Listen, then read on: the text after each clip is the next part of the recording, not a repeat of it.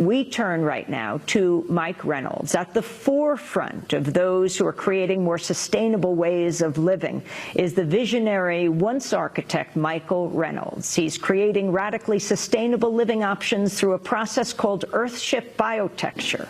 These solar homes are created from natural and recycled materials, including aluminum cans, plastic bottles, and used tires. These off-the-grid homes minimize their reliance on public utilities and fossil fuels by harnessing their energy from the sun, also from wind turbines. We were driving along from Durango, Colorado to Taos, New Mexico, when we saw this remarkable collection, a fascinating collection of structures scattered through the sagebrush along the road. We pulled over and found Mike Reynolds consulting with a carpenter. He brought us into one of the first houses he built. He's been documented in a documentary called Garbage Warrior, and he gave us a tour of one of the sustainable living homes he created. Greenhouse, which is a buffer zone for the house to make the house stay warmer, hold its heat longer. The plants eat the sewage and provide food, and so it just creates a whole different environment, a tropical environment, out of the super cold desert, high desert environment. So the house is a jungle? Yeah, it's pretty much mostly 50% a jungle. We usually have bananas. We just harvested bananas here. This is tilapia. You can fish here. My 8-year-old grandson just did it on camera. He caught a fish here in like 30 seconds. And we grow them for protein. We have chickens out there. And so the idea with this is to show that you can produce food as enough to stay alive in your own home. What is in these pillars of the house? This is just holding up this little chamber up here that's going to be a hot tub. And what are these materials? Those are just beer cans laid in cement. And like bottles. Bricks. Beer cans and bottles laid in cement. And why beer cans and bottles? Because they're natural bricks that they're indigenous to the entire planet. And they're all over the world. But this is this stays this temperature year round, no matter what. This is sort of a moist, warm, cool air. Yeah. All at once. In the wintertime, this feels warm. In the summertime, it feels cool. And this is made with the back? All the walls are made with all these interior walls, except for some of them are cans, but most of the walls are the tires pounded with earth. And why tires? Because tires are indigenous to the entire planet. When you beat dirt into them, they hold temperature and stabilize the temperature, basically. And so all the back walls are made of these tires. And where do you get tires? From the tire stores. They have to pay to take them to the dumps. How many tires are there? Where do you... there's... We have a deal with the county. We have thousands of tires. Hello? My goodness, we're going into the bathroom right now. Hello? Okay, we're going to go in and out. Okay, we're going into the bathroom. Can you describe this bathroom to us? Well, the bathroom is it's sort of in the jungle. It's a sculpted bathtub. The toilet flushes into the septic system, which runs back into the planters, and the planters use it all. The so why doesn't it stink? Is totally contained. Well, it's biology. Sewage doesn't have to stink if you understand biology. Like there's a lot of things in nature that are really rancid, but nature takes care of it. And we're just taking nature's advice on how to deal with sewage rather than jumping raw sewage into a bay or an ocean. Does this break rules? Oh, yeah. What are the rules it breaks? Every one of them. It's just, there are codes and rules. Now, we got variances and we've got things in place, but the codes and rules are so stringent and so rigid that they make it so we have to evolve very slowly as we try to evolve these rules. And we're on a planet now that is changing rapidly, and humans have to evolve rapidly to be able to stay alive on this planet. And the rules and the codes keep us from evolving rapidly. And I was pushing it too hard. That's why they took my license. I'm trying to get us evolving faster. Yeah, I might make a mistake, and there might be a smell or something.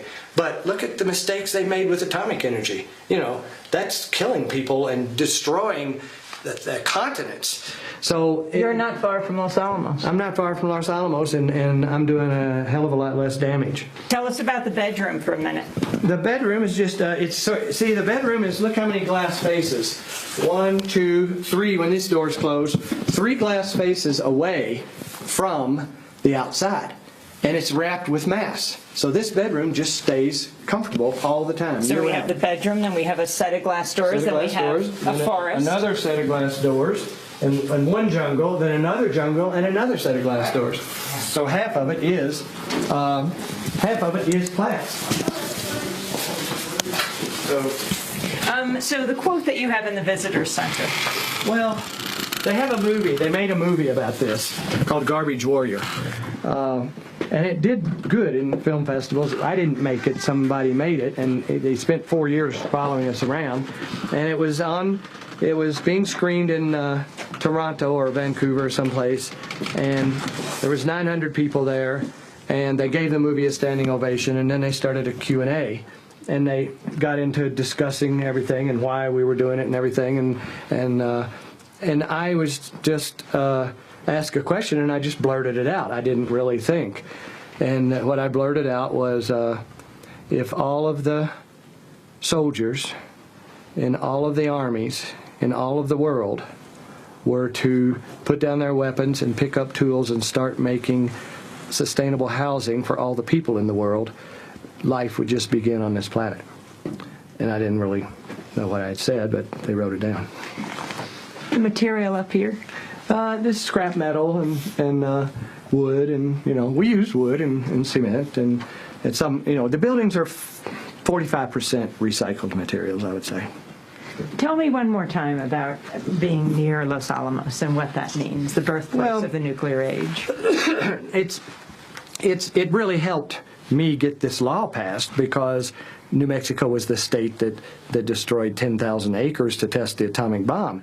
And Los Alamos is over there doing major, major damage for I guess it's for national security is basically what it is. And I'm seeing that from doing this, and I do this all over the world, that if everybody has everything they need, there won't be anybody fighting over anything. Everybody will have everything they need. And this is a way to show people a path of how to get. It's a lot of work. You have to go through a lot of work to get this, but it's a pathway to everything that you need, not dependent on corporations, fossil fuels, governments, oil, anything.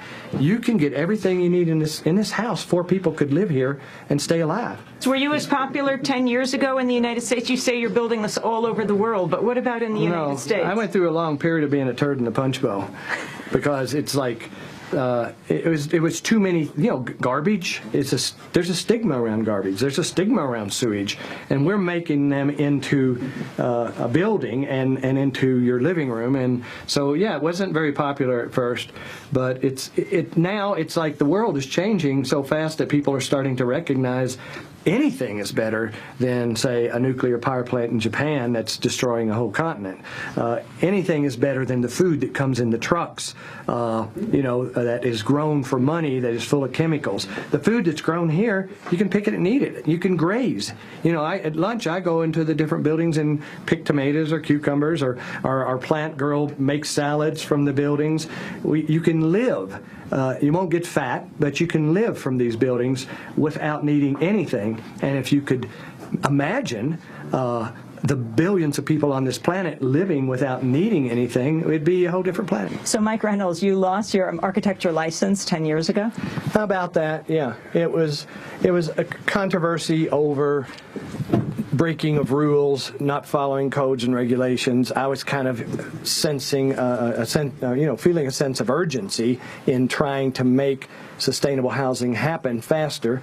And I got, I worked with the officials, but some of them died and retired and things like that, and all of a sudden new officials came in, and I was breaking every rule in the book. So why didn't you just stop? Well, I didn't want to stop. Turns out that I can go further faster without being an architect. As an architect, you can get fined for breaking rules and codes and regulations. Like what codes you break? Well, like not doing sewage the way it's supposed to be done in the regulation books, which is go into a septic tank tank and go out of the septic tank into the ground and contaminate the ground and the groundwaters. That's what's supposed to be done.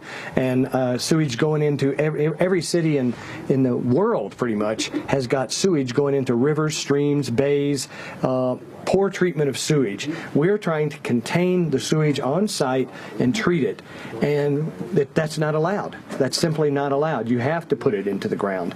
And so, and then furthermore, we're taking part of it through the living room, so Why that's the not living allowed. room? Well, all the rooms, because it goes into botanical cells which grow plants, and the plants give you oxygen in the rooms and food. And so any part of the house is considered living, and if the sewage is being treated in the house, that was taboo. Where do you get the water from? We get the water from the sky, rain and snowfall, and we use it 4 times. We use the water for taking a shower, and then we use the water for running through the botanical cells growing plants, and then we collect it again at the end of the botanical cell and flush the toilet with that same water, and then that water gets treated in a septic or anaerobic system, and then it overflows into more botanical cells that are used for landscaping. So in the end, no water ever leaves the premises that came from the sky. If you're not an architect, what are you?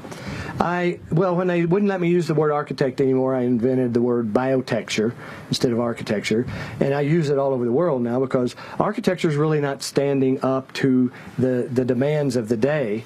And so we wanted to create another profession that will address the demands of the day. Architecture is too wrapped up in itself to evolve, and it's not. And consequently, it's making buildings that architects are making buildings that require $18,000 worth of fuel a month to keep them comfortable. How much do people spend here on monthly utility bills? If they pay over $100, we pay it for them. Over $100 what? Per year. Total annual utility bill, $100. How do you get away with not paying utility bills? There is no utilities. The electricity comes from the sun, the water comes from the sky, the sewage is treated on site. Everything is by encountering the natural phenomena of the earth. You have everything you need, and you don't need utilities. The utilities are bad because they mine the earth for fuels and make nuclear power plants, but just as bad as that is the infrastructure that they use to deliver the utilities, and then they're all run by corporations and so on, so the people are vulnerable. This building, the people that live here are not vulnerable. They are free people to exist no matter what happens to the economy or anything. Houses go back into the earth as if they're coming out of the earth. You're embracing, the earth is embracing the buildings, pretty much like a mother holds a baby. The earth is holding the building because the earth is a source of temperature. Just a few feet below the surface of the earth is a constant temperature, and we're tapping into that temperature and then actually auxiliating it with the sun. And yet you also are building tall row house-like earthships. We're doing that because there's such a global interest in these, and one of the things they're saying is that these are great for rural areas, but they wouldn't work in an urban circumstance. So we're trying to demonstrate that you can do 2- and 3-story row housing using these same concepts, and they'll work every bit as good. So you're building. Mike Reynolds calls himself a biotech. You can go to earthship.com. This is Democracy Now!, democracynow.org, the War and Peace Report. We were speaking on the road into Taos. And that does it for our broadcast. Special thanks to Suzanne Mitchell, Steve Klatt, Dave Sosno, Karen Ranucci, Dennis Moynihan, and Chuck Skurich. Our election